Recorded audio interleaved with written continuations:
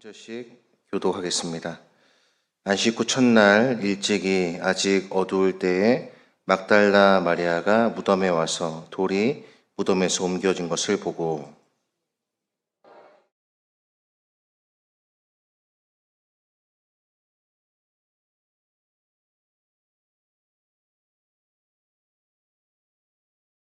베드로와 그 다른 제자가 나가서 무덤으로 갈새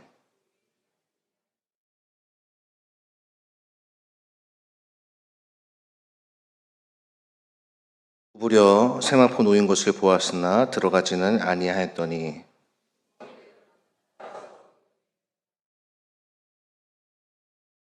머리를 쌌던 수건은 세마포와 함께 놓이지 않고 딴 곳에 쌌던 대로 놓여 있더라.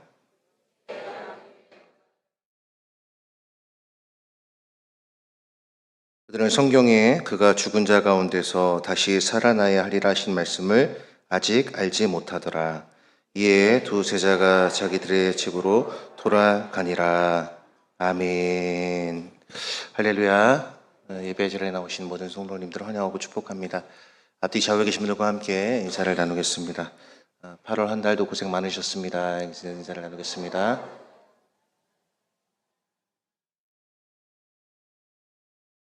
물론 8월 아직 한 주가 남았지만 8월 달에 이제 오늘 제가 마지막 설교입니다. 다음 주는 또 강사 목사님 오셔서 설교하시기 때문에 여러분 8월 한 달도 고생 많으셨고 또 다가올 9월도 고생하시기를 바랍니다. 우리가 함께 읽은 말씀을 중심으로 빈 무덤과 부활 신앙이라는 제목으로 함께 하나님 말씀을 살펴보겠습니다. 빈 무덤과 부활 신앙. 사실 부활에 대한 설교를 부활절이 아닌 다른 때 하는 것은 여러 가지 이제 의미가 있겠죠. 사실 부활이 없다면 기독교는 존재할 수 없는 것이고, 기독교에는 세상에서 가장 어리석고 참 한심한 그런 신앙을 가진 사람들이라고 할 수 있습니다. 그러나 예수 그리스도께서 죽은 자들 가운데 살아나셨고 그분이 잠자는 자들의 첫 열매가 되셨다는 것을 우리가 믿기 때문에 그 부활이 과거에 있었던 역사적 사실이 아니라 현재 우리의 삶 가운데 역사하는 현재적인 체험이 되는 것입니다. 그럴 때 우리는 질병 가운데 있어도 또 여러 가지 곤란과 여러 가지 환난 가운데 있어도 우리가 믿는 신앙이 힘을 발휘할 수가 있는 것입니다. 오늘 이 말씀을 통해서 더위로 또 여러 가지 삶으로 지쳐있는 우리가 다시 한번 말씀으로 새 힘을 얻는 그런 은혜가 우리 모두에게 있게 되기를 소망합니다. 여러분들은 언제가 가장 절망적인 순간이셨습니까? 여러분들의 인생을 살아오시면서 가장 절망적인 순간은 언제셨을까요? 모든 희망은 보이지 않는 것 같고 눈앞은 캄캄하기만 했던 그 순간 말입니다. 그런 순간에 우리는 대체적으로 이렇게 생각합니다. 도대체 하나님은 정말 살아계신 것일까? 하나님이 살아계시다면 왜 나에게 지금 이런 일이 있는 것이고 왜 내가 그토록 하나님 앞에 갈망하는 기도의 제목은 전혀 응답될 기미조차 보이지 않는 것일까? 라는 의문을 갖기 마련입니다. 오늘 성경에 나타난 사람들도 그런 상황에 있었습니다. 3년 동안 자신의 삶을 버리고 예수님을 따라다니며 사랑했던 선생님은 십자가에서 너무나 비참하고도 끔찍하게 죽임을 당하셨고 제자들은 뿔뿔이 흩어져 문을 걸어 잠그고 숨어 있었으며 그동안 품었던 모든 꿈과 희망이 한순간에 다 사라진 그런 순간으로 말미암아 이들은 완전히 무너져 있었습니다. 그런데 오늘 본문은 그 절망의 중심 가운데서 우리에게 다시 소망을 주시는 그리고 이 어둠 가운데 빛을 비추어 주시는 하나님의 이 생명의 역사를 오늘 본문은 우리에게 보여주고 있습니다. 이 배경, 시간적인 배경은 오늘 1절에서는 안식 후 첫날이라고 이야기를 합니다. 오늘 우리 말로 표현한다면 이제 주일 새벽이라고 할 수 있지만 사실 당시에는 주일의 개념이 없었기 때문에 주일의 개념이라는 것은 사실 1세기와 2세기, 그 다음 제도적으로 보면은 4세기 말에 비로소 이 주일이라는 말이 공식적으로 사용되었기 때문에 이 당시에는 이제 오늘 우리가 이해하는 시간적인 개념은 일요일 새벽으로 이해를 하시면 될 듯 합니다. 이것은 단순한 시간 표기로서 기록한 것이 아니라 이 구약의 안식일이 끝나고 새로운 시대가 시작이 되는 새로운 창조의 시대가 예수님의 부활로 말미암아 시작되었다라는 사실을 말씀해 주고 있는 것입니다. 마치 창세기 1장 말씀에서 하나님께서 세상을 창조하신 것처럼 이제 예수 그리스도의 부활로 말미암아 새로운 새 창조의 시대가 예수 그리스도의 부활로 시작되었다라는 것을 강조하기 위해서 오늘 안식 후 첫날이라는 시간적인 배경을 기록을 하고 있습니다. 끔찍했던 십자가 사건이 일어난 시간으로는 사흘째 되는 날이었습니다. 이 사흘간의 시간은 당시의 고통과 두려움 가운데 있는 제자들에게는 너무나 길고 긴 침묵과 절망과 한숨의 시간이었을 것입니다. 베드로는 예수님을 3번 부인했던 그 죄책감에 깊게 휩싸여 있었을 것이고, 요한은 십자가 아래에서 예수님의 마지막 숨소리를 들었던 그 장면이 계속해서 아마 머릿속을 맴돌고 있었을 것입니다. 그런 가운데 오늘 본문에 등장하는 막달라 마리아라는 여인들, 그리고 오늘 본문에는 기록되지 않았지만은 다른 병행 복음서들을 보게 되면은 여러 여인들이 이 예수님의 이 무덤으로 등장하는 것을 보게 됩니다. 오늘 이 막달라 마리아는 왜 어두울 때에 무덤에 왔을까요?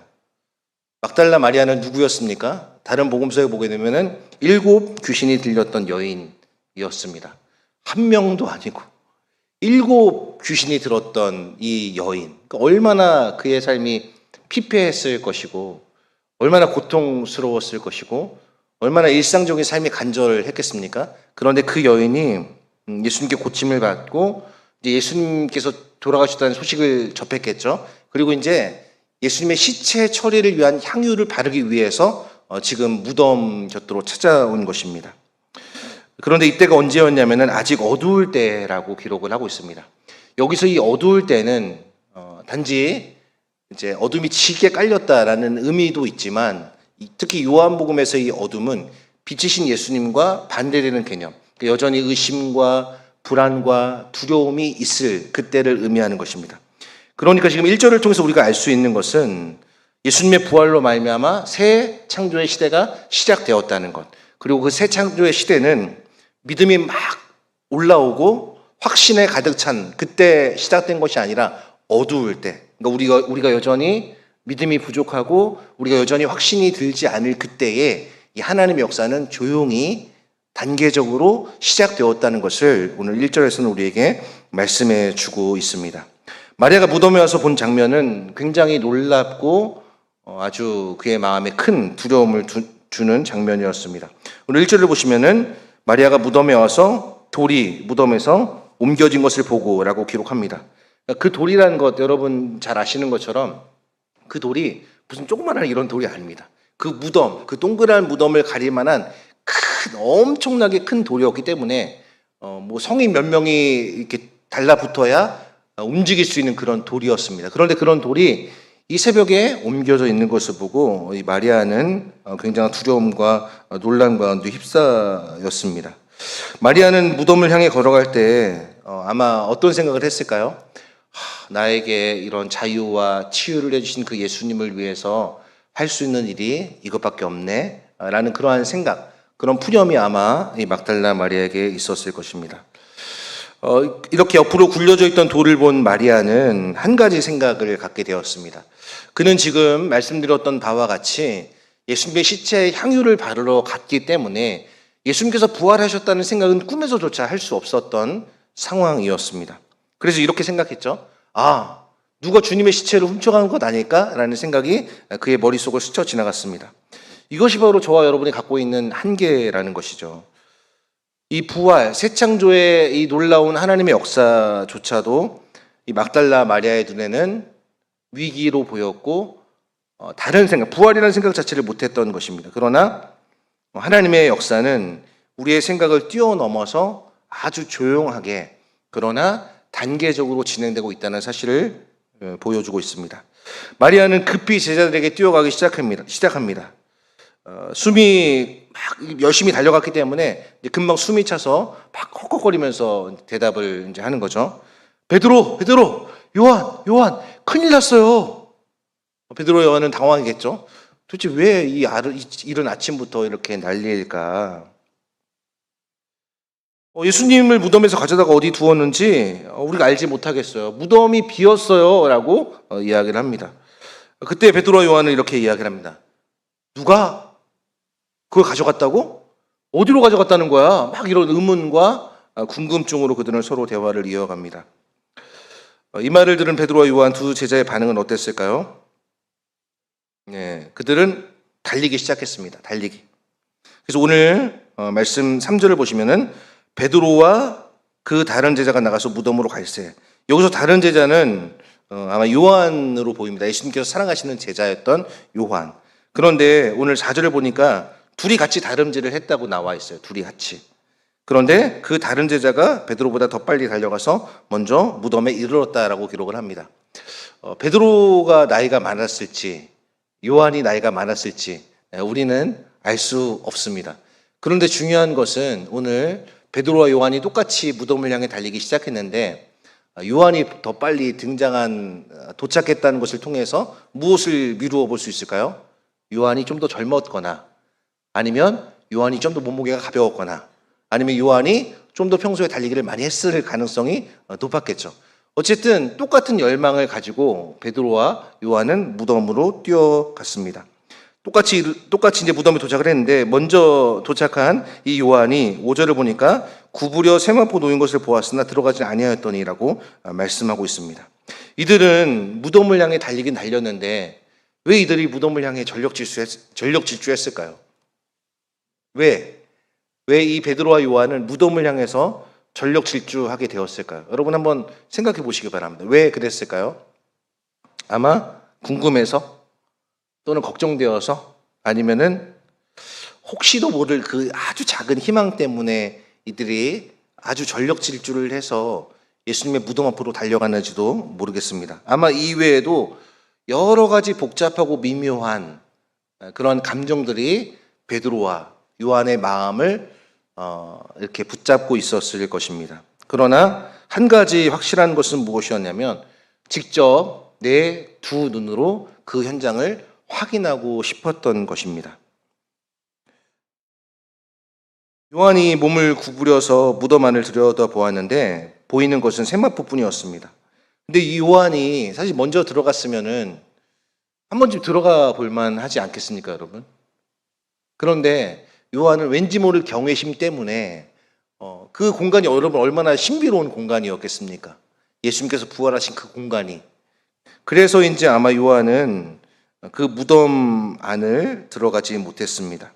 그런데 베드로는 지금 어떻습니까? 늦게 도착했지만은 주저하지 않고 무덤으로 직진해서 들어가죠. 여기서 우리는 두 사람의 성격 차이를 엿볼 수 있습니다.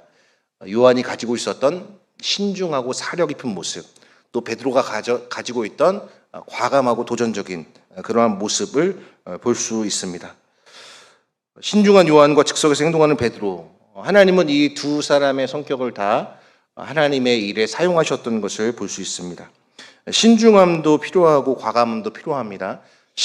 너무 신중하면은 하나님의 일을 감당할 수 없고 또 너무 과감하게 하다 보면은 일을 그르칠 때가 많이 있는 것을 보게 됩니다. 예전에 사역할 때 이제 한 목사님께서 그런 말씀을 하셨습니다. 어떤 말씀이었냐면은 우리가 이제 주님의 일을 감당을 할 때 이 기질을 벗어나는 것이 참 중요하다. 사람마다 다 기질이 있습니다. 우울질을 가진 그런 분들도 계시고 또 뭐 담즙질, 뭐 점액질, 뭐 이런 여러 기질을 갖고 있는 사람들이 있는데 이 기질을 이겨낼 수 있어야 된다는 거죠. 그러니까 우리가 하나님 광대하신 분이잖아요. 하나님 광대하신 분인데 하나님 우리의 기질을 사용하셔서 일을 하신다는 것이죠. 어떤 일에는 굉장한 세심함과 조심스러움이 요구되고 또 어떤 일에는 과감하게 앞으로 직진하는 저돌적인 그러한 태도가 필요할 때도 있습니다. 그렇기 때문에 우리에게는 이러한 기질을 극복할 수 있는 능력, 자신에게 주어진 그 한계를 뛰어넘을 수 있는 능력을 우리가 하나님 앞에 구해야 되고 이러한 신중함과 과감함, 이 모든 것들을 통해서 하나님의 선하심을 이루어 가시는 그 하나님을 바라볼 수 있어야 되는 것이죠. 그런데 베드로가 무덤 안에서 본 것은 정말 놀라운 장면을 보았습니다. 거기에는 사람이 없었습니다. 예수님이 없었고 뭐가 있었습니까? 오늘 말씀을 보면은 7절 말씀을 보시면 6절 말씀 보시면 뭐라고 나옵니까? 시몬 베드로는 따라와서 무덤에 들어가니 세마포가 놓였고, 첫 번째 놓여있는 것은 세마포였습니다. 또 두 번째 놓여있는 것은 7절에 또 머리를 쌌던 수건은 세마포와 함께 놓이지 않고 딴 곳에 쌌던 대로 놓여있더라 라고 말씀합니다. 여러분, 왜 이렇게 이 요한복음 20장 6절 7절에 이렇게 자세하게 기록을 해 놓았을까요? 여러분이 만약에 시체를 훔쳐간다면 그럼 어떻게 훔쳐가겠습니까? 그대로 원상복구를 해놓고 시체를 훔쳐가고 나서 그대로 이거 여기 있었지, 사진을 처음에 딱 찍어놓고 시체를 가져가고 다시 들어와서 사진 찍은 걸 보면서 이거는 여기, 이거는 여기, 이거는 여기, 이렇게 가져갈 사람이 누가 있겠습니까? 그렇죠? 그 급박한 순간에 도둑이 시체를 훔치면서 일일이 수의를 벗겨놓고 그것도 이렇게 차분하게 정돈해 놓을 리는 없습니다. 더구나 쌌던 대로 놓여 있었다라고 오늘 7절에서 말씀하고 있는데, 이 말씀은 예수님의 몸이 그 안에서 사라졌다라는 것을 의미하는 것이고, 수의만 그대로, 머리를 쌌던 수건만 그대로 남겨 있다라고 말씀을 하고 있습니다. 이 모든 것은 질서정연한 모습을 보여주고 있습니다. 하나님의 일이 그런 것이죠. 하나님의 일은 막 이렇게 뒤죽박죽 이루어지는 것이 아니라 절차를 따라, 질서를 따라 이렇게 아름답게 이루어진다는 것을 보여주고 있습니다.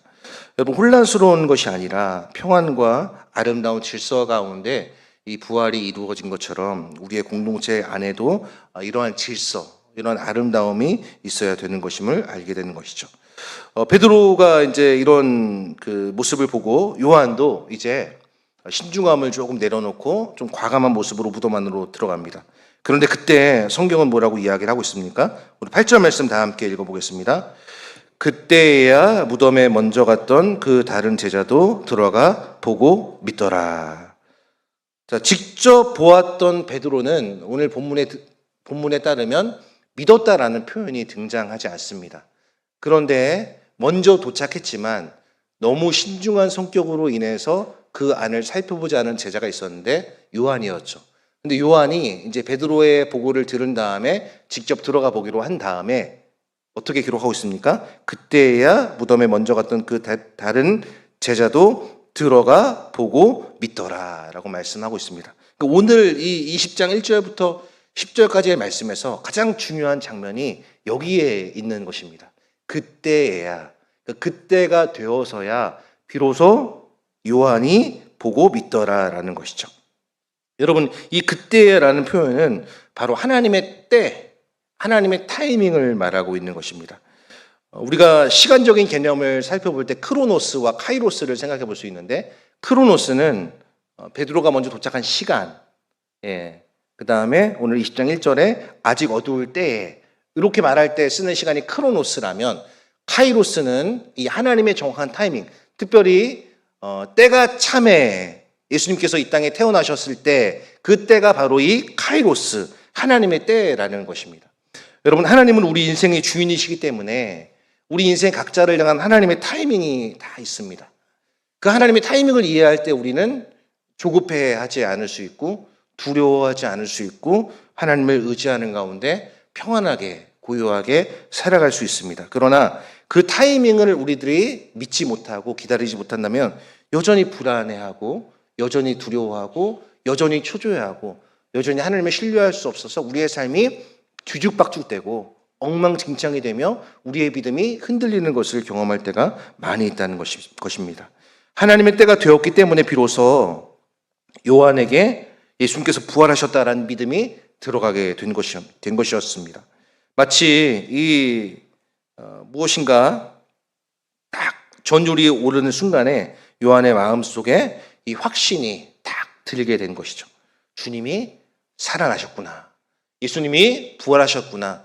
예수님께서 죽은 자 가운데서 다시 살아나셨구나라는 이 확신이 그때가 되어서야 비로소 요한의 마음 가운데 하나님이 부어주신 믿음이라는 것입니다. 이것은 논리적인 추론으로 인한 결과로서 믿음이 생긴 것이 아닙니다. 또는 증거를 하나씩 따져서 내린 결론도 아니었습니다. 순간적으로 그리고 직관적으로 하나님께서 이 요한의 마음에 주신 확신이 무엇이었냐면 그때야 비로소 요한이 믿었더라라고 말씀하고 있는 그 믿음이었습니다. 그런데 이 다음 절 말씀을 보시면 9절 말씀을 보시면 이렇게 기록하고 있습니다. 그들은 성경에 그가 죽은 자 가운데서 다시 살아나야 할 하신 말씀을 아직 알지 못하더라. 여러분 이상하지 않습니까? 요한이 믿었다고 했는데 그 다음 절인 9절에서는 그들이 성경을 몰랐고 부활에 대한 말씀을 아직 깨닫지 못했던 때라고 말씀을 하고 있습니다. 이게 무엇이냐면 바로 믿음의 비밀이라는 것이죠. 요한이 완전히 이해해서 믿은 것이 아니라는 것에 중점이 있습니다. 요한은 구약에서 말한 부활에 대한 예언과 모든 말씀을 다 알아서 믿음이 생긴 것이 아니었습니다. 예수님께서 하신 부활 말씀들을 다 머릿속에 기억했다가 이렇게 하나씩 구슬을 꿰 맞춰가면서 믿은 것이 아니라는 것이죠. 그의 신학적인 지식이 충분해서 믿은 것도 당연히 아니었습니다. 그냥 베드로가 들어간 것을 보고 베드로가 말해준 것을 보고 다시 이제 신중함을 버리고 과감하게 들어갈 때에 그 하나님의 카이로스에 비로소 이 요한에게 믿음이 생겼다라는 것입니다. 여러분 그렇습니다. 믿음은 우리가 많이 안다고 생기는 것이 아닙니다. 논리적으로 추론해서 얻는 것은 더더욱 아닙니다. 믿음은 우리가 노력해서 만들어내는 것도 아닙니다. 믿음은 막 내 안에 막 무엇을 많이 넣는다고 생기는 것이 아니라는 것이죠. 믿음은 하나님의 선물이기 때문에 그렇습니다. 에베소서 2장 8절은 우리에게 이렇게 말씀하고 있습니다. 우리 함께 에베소서 2장 8절 말씀을 읽어보겠습니다. 너희는 그 은혜에 의하여 믿음으로 말미암아 구원을 받았으니 이것은 너희에게서 난 것이 아니요 하나님의 선물이라. 자, 너희는 그 은혜에 의하여 믿음으로 말미암아 구원을 받았으니, 자, 우리가 구원을 무엇으로 받는 것입니까? 믿음으로 받는 것이죠. 믿음으로 구원을 받는 것인데, 자, 그 믿음도 무엇이라는 거예요? 하나님의 선물이라는 거예요. 그 은혜라는 거예요. 은혜. 그 우리가 믿게 된 믿음이 있다고 너는 왜 이렇게 못 믿니? 너는 왜 이렇게 믿음이 없니? 이렇게 질책할 수 없다는 거예요. 왜요? 이 믿음도 내가 잘나서 내가 어느 수준에 도달해서 생긴 것이 아니라 하나님께서 우리 마음에 확신을 주셨고 믿음을 주셨기 때문에 이 믿음이 생긴 거라는 것이죠. 그래서 빌립보서 1장 29절에 이렇게 말씀합니다. 그리스도를 위하여 너에게 은혜를 주신 것은 다만 그를 믿을 뿐 아니라 또한 그를 위하여 고난도 받게 하려 하심이라. 그리스도를 위하여 너에게 은혜를 주신 것은, 그러니까 우리에게 은혜를 주신 게 우리를 위해서 은혜를 주신 게 아니라 그리스도를 위하여 은혜를 주셨다는 거예요. 그 이유는 그를 믿을 뿐 아니라, 첫 번째는 예수님을 믿는 거예요. 두 번째는 그를 위하여 고난도 받게 하려 하심이다 라고 말씀합니다. 여러분 은혜를 받으셨으면요, 여러분 고난도 받게 되시는 겁니다. 삶의 어려움도 있는 거예요. 그게 기독교 신앙이 갖고 있는 양면성이라는 것을 말씀하고 있습니다. 루디아도 마찬가지입니다. 루디아도 하나님께서 그의 마음을 열어주셨기 때문에 바울의 말을 따랐습니다. 내가 내 마음을 여는 것이 아니라 하나님께서 우리의 마음을 열어주셔서 바울의 말을 청종케 하신 루디아처럼 우리에게 성령의 조명을 비추어 주시고 우리에게 말씀의 빛을 비추어 주셔야 우리가 은혜를 받고 예수님을 믿을 수 있게 되는 것입니다. 이것이 성경 전체가 증언하고 있는 일관된 가르침입니다. 여러분 구약의 믿음의 조상이라고 불리는 아브라함을 한번 생각해 보십시오. 그가 하나님을 믿을 때는 그가 어떤 상황이 올 때 하나님을 믿었냐면은 모든 상황이 절망적일 때 그는 하나님을 믿었습니다. 100세의 아들을 낳겠다는 약속. 솔직히 이게 여러분 믿어지십니까 이게? 100세의 아들을 네가 낳게 될 것이다. 아브라함 믿었다는 것이죠. 논리적으로는 말도 안 되는 일이었지만 그는 하나님이 주신 믿음을 주셨기 때문에 믿을 수 있었던 것입니다. 고린도서 11장 3절은 우리에게 이렇게 말씀하고 있습니다. 그러므로 내가 너에게 알리노니 하나님의 영으로 말하는 자는 누구든지 예수를 저주할 자라 하지 아니하고 또 성령으로 아니하고는 누구든지 예수를 주시라 할 수 없느니라. 예수 그리스도를 주라고 고백하는 것은 억지로 되는 것이 아니라는 겁니다. 억지로 너 예수님을 주님이라고 해봐 이렇게 해서 되는 것이 아니라는 거예요. 성령으로 말미암아 그렇게 된다는 것을 말씀하고 있는 것이죠. 믿음은 들음에서 나는 것이라고 로마서 10장 17절에서 말씀하고 있습니다. 믿음은 들음에서 나며 들음은 그리스도의 말씀으로 말미암았느니라. 근데 오늘 본문에 보면은 요한의 모습을 통해서 우리는 이게 참 와닿지 않죠. 요한이 들은 건 아니지 않습니까? 보았잖아요. 그는 직접적으로 체험했잖아요. 빈 무덤이 객관적인 사실이라면 지금 그것을 보고 믿은 믿음은 부활신앙, 즉 주관적인 체험으로 지금 요한이 믿게 된 것입니다. 하나님은 말씀이라는 수단을 통해서 우리에게 믿음을 주시기도 하시고 동시에 오늘 본문의 요한처럼 직접적인 체험을 통해서도 믿음을 주시기도 합니다. 직접적인 체험. 물론 이것이 오늘날 보편적인 것은 아니지만 직접적인 체험을 통해서 믿음을 주기도 하신다는 것을 우리는 기억해야 됩니다. 그러므로 우리는 전도할 때 가족 구원을 위해서 기도할 때 낙심하지 말아야 됩니다. 내가 아직 믿음이 부족하고 내 기도가 부족하고 내가 좀 더 열정적이지 못해서 아직 우리 가정의 가족 구원이 이루어지지 않는 것인가? 그게 아니라는 것입니다. 하나님의 타이밍이 있다는 것입니다. 하나님의 때가 있다는 것입니다.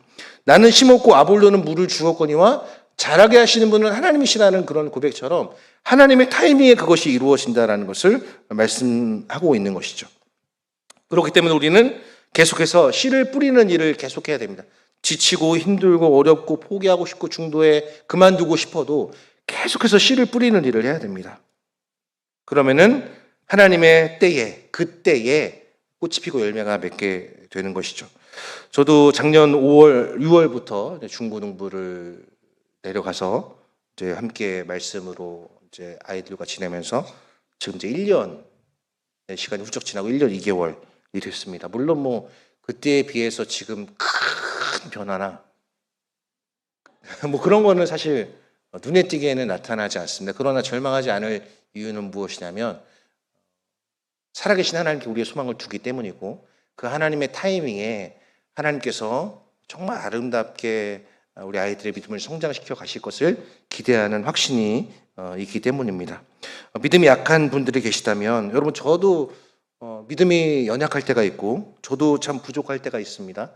그런 때 우리는 어떻게 생각을 하냐면은 이렇게 생각할 수 있어야 됩니다. 내가 아직 모든 것을 다 볼 수 없어도 희미하게 보여도 여러분 신앙생활이란 그런 거예요. 내가 완전하게 주님을 안다고 믿어지는 게 아니라 아주 작은 진리의 빛을 하나님께서 우리에게 보여주시면 그 빛을 가지고 찬송가의 가사처럼 험하고 높은 이 길을 싸우며 나아가는 거예요.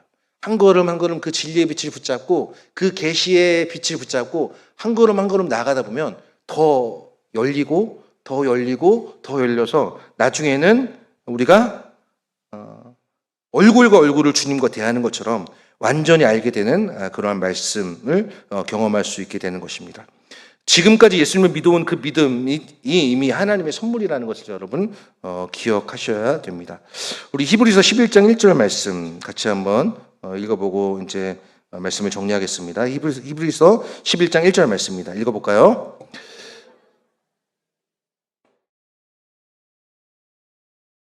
믿음은 바라는 것들의 실상이요 보이지 않는 것들의 증거니. 이것을 다른 성경을 보니까 메시지 성경이라는 것을 보니까 이렇게 기록을 하고 있습니다. 삶의 근본 사실은 이것입니다.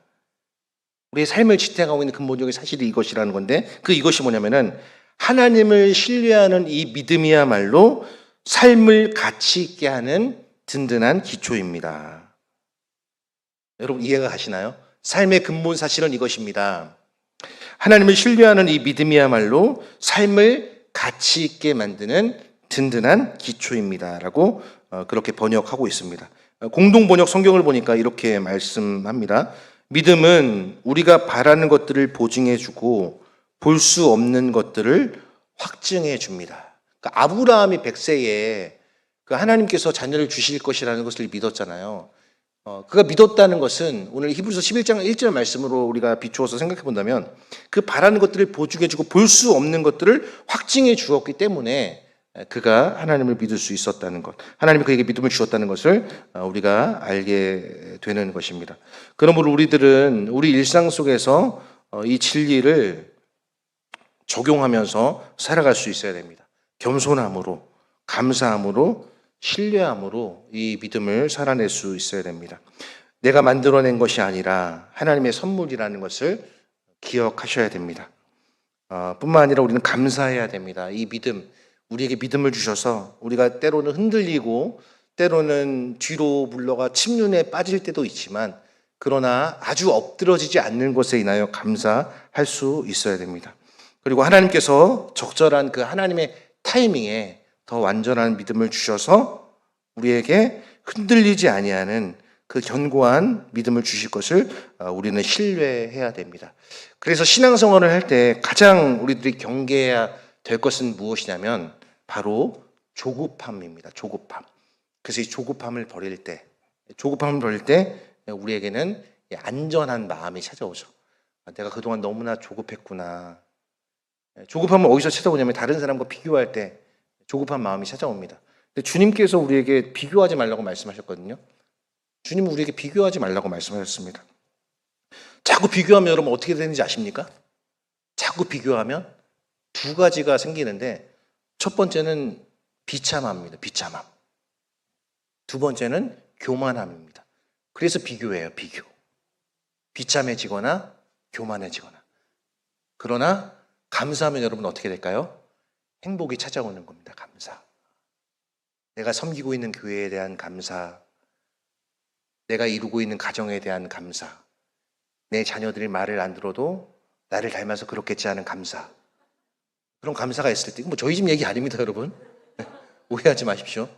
그런 감사가 있을 때 우리는 행복의 열쇠를 갖고 살아갈 수 있게 되는 것입니다. 오늘 마지막 말씀 보면은 두 제자가 자기들의 집으로 돌아가니라라고 말씀하고 있는데 여전히 아마 이들의 베드로와 요한의 머릿속은 복잡했을 것입니다. 그러나 하나님 편에서 보면 더 큰 계획을 갖고 있는 그러한 계획이었기 때문에 이들은 전혀 두려워할 것이 없기 때문입니다. 사랑하는 성도 여러분, 말씀을 맺겠습니다. 빈 무덤 앞에서 그들은 믿음을 갖게 되었습니다. 하나님의 타이밍에 믿음을 갖게 되었습니다. 예수 그리스도가 살아나셨다. 예수 그리스도서 지금 나와 함께 하시다. 이 사실이 과거의 역사적 사실로만 존재하는 것이 아니라 아까 서두에 말씀드렸던 것처럼 현재적인 체험. 그래서 기독교 신앙은요, 여러분 딱 두 가지입니다. 십자가와 부활이에요. 그 십자가와 부활이 없으면 기독교는 무너집니다. 그 십자가와 부활이 없으면 우리의 신앙은 그냥 쓰러지고 마는 거예요. 그런데 십자가가 있고 부활이 있기 때문에 우리에게 소망이 있는 것이고 우리가 저 천국을 바라볼 이유가 생기는 것입니다. 그러면 사랑하는 성도 여러분, 여러분의 믿음이 약해진다고 의심이 든다고 여러분 자꾸 너무 자기 자신의 영혼을 학대하지 마십시오. 야, 너는 그것밖에 안 되니? 너는 그것밖에 못 믿니? 그렇게 학대하지 마십시오. 하나님께서 우리에게 주신 마음은 두려워하는 마음이 아닙니다. 두려워하는 마음이 아니라 오직 근신과 성령 안에서 사랑하는 마음이라는 것을 성경은 우리에게 말씀하고 있습니다. 여러분, 예수님은 지금도 살아계셔서 저와 여러분의 믿음이 떨어지지 않기를 위해서 기도하고 계십니다. 그럴 때 여러분 우리 마음 가운데 확신이 생기는 것이죠. 아, 내가 이렇게 살면 안 되겠구나.